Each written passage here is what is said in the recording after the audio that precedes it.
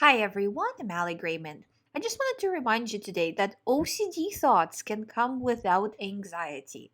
They don't need to come with anxiety and they don't need to come as a question. Because a lot of the times what happens is it gets you on that exact fact that, well, I got a thought, it seemed like a statement, and I didn't even feel anxiety when I got it. What does that mean? And that's what you feel the anxiety towards.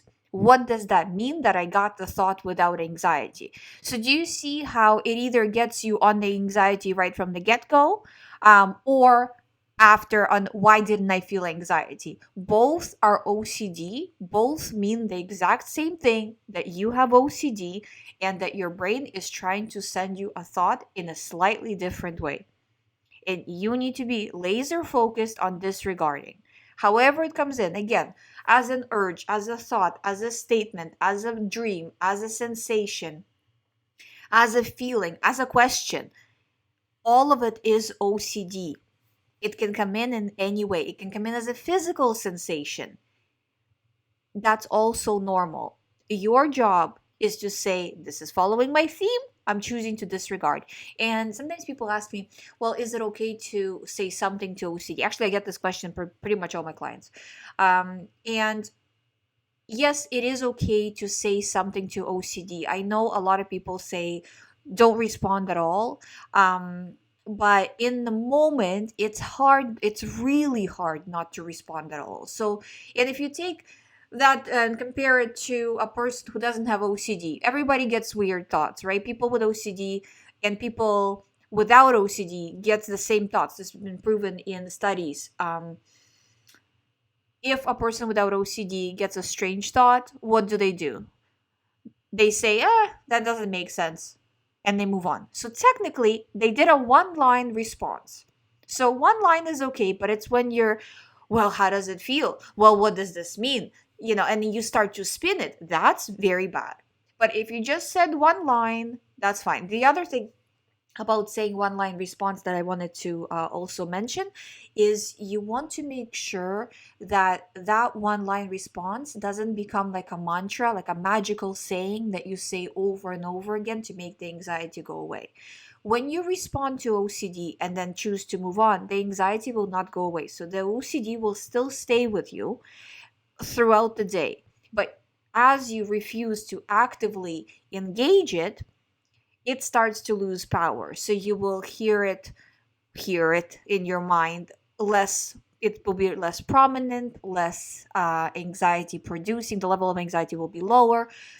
So it starts to lose power because you're not giving it any power.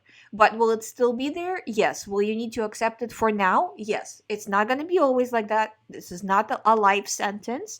But for it to go away, you need to do recovery work and to finish the process. With OCD, it's like if you imagine all of your OCD compulsions or OCD obsessions as or themes as rooms in a house, and you cleaned up all the rooms, but this one room that got messy, right? This obsession that took hold, you didn't clean it. So it stays that way until you come and clean it. So if you reduce all of your compulsions everywhere but that one area is gonna stay. So you have to make sure that you deal with everything that's already existing, and at the same time, as new stuff comes in, right away disregarding or not starting any new things. And again, doesn't matter how it comes in, not worrying how you are feeling. Is this OCD or is this not OCD? Because at the end of the recovery, what I see with most clients, well, not most clients, but a lot of the clients, um, is that they start to develop OCD about OCD.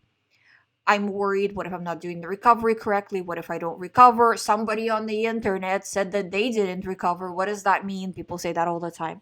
So it doesn't mean anything. It means that that person on the internet is not doing recovery work or has given up or who knows. There's some person on the internet. You are doing your recovery work. Track the time. If you are tracking and you see that the compulsions are going down, the number of minutes is going down, it's going to go down to zero. And if you have 0 minutes ruminating, 0 minutes doing compulsions, where's the OCD? Or zero compulsions, where's the OCD?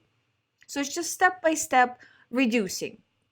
I hope you find my videos helpful. Subscribe if you haven't. If you would like to do one-on-one recovery program with me, all the information's on youhaveocd.com. You can sign up from there and book a session through there. I will see you tomorrow.